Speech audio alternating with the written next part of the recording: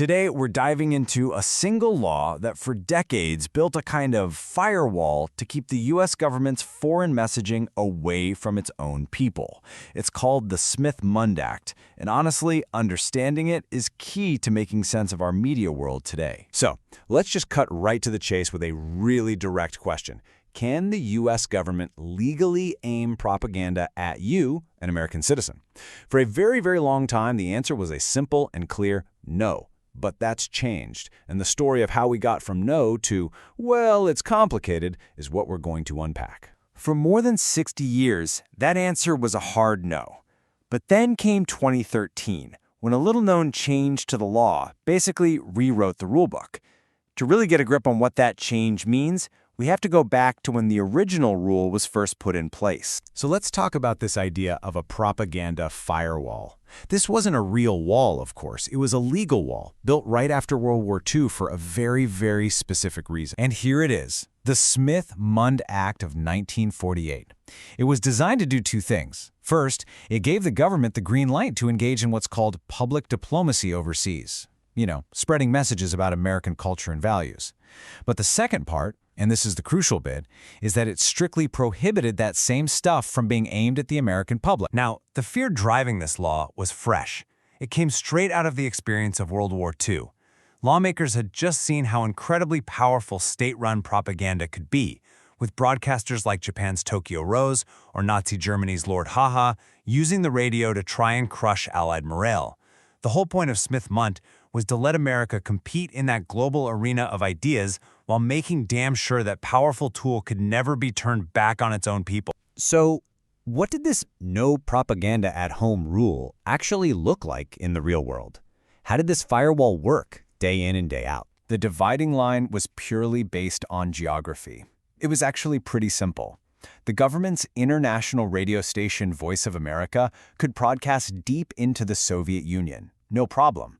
But it was literally illegal for that same programming to be aired in Kansas. U.S. embassies could hand out pamphlets on democracy in other countries, but they could not distribute those same pamphlets in Los Angeles. The line was drawn right at the U.S. border. So the fundamental idea was this.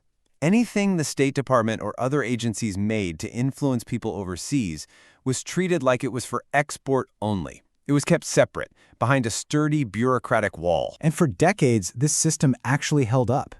But then, a technology came along that has absolutely no respect for geography. The internet didn't just weaken the firewall, it shattered it. This created what people started calling the boomerang effect.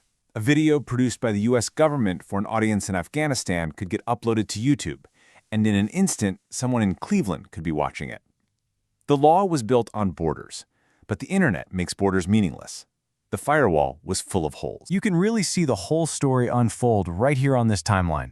In '48, the firewall goes up. Through the Cold War, the U.S. gets really good at projecting this soft power with outlets like Radio Free Europe. But then the 2000s hit, and the internet just makes that wall porous. And that all leads to the big moment in 2013 when the Modernization Act officially takes down the domestic ban, which brings us to today. A completely borderless information war fought on all of our screens. Now, the debate over making this change was intense. On one side, you had supporters arguing that the old rule was just obsolete, totally pointless in the internet age. They'd say, look, this material is already getting back into the U.S. anyway. Removing the ban just makes it transparent and honest. But opponents saw it very, very differently. They were afraid that this would open the floodgates, legally allowing the government to point its massive messaging apparatus right at its own people. And in July of 2013, the change was made. The Mundt Modernization Act went into effect, and just like that, the 65-year-old ban on domestic dissemination was officially over. So that brings us to right now. We are living in a brand new, borderless information war. And it's worth asking why this seemingly obscure legal tweak matters so much to us today. The reason governments create all this content comes down to this idea of soft power. This isn't about military might or economic punishments. It's about a country's ability to shape what other people want through attraction and persuasion. It's about winning hearts and minds, and it's a critical tool in international politics. And let's be crystal clear. The United States is far from the only one playing this game. It's a global phenomenon. The UK has its legendary BBC World Service. Russia has RT. China has CGTN. For decades, every major world power has run its own international media outlets to project its influence and its version of the story. So really, the bottom line is that using information as a tool of the state is universal. It's just part of the modern political toolkit. The only real difference between nations is how transparent they choose to be about what they're doing. I think the best way to picture this whole shift is with this analogy. Think of U.S. government-funded media before 2013 as export-only beer. It was brewed to be sold overseas, and you just couldn't buy it here. After 2013, that export-only label was removed. Now that same beer is available on the domestic shelf. And what's the result of all this?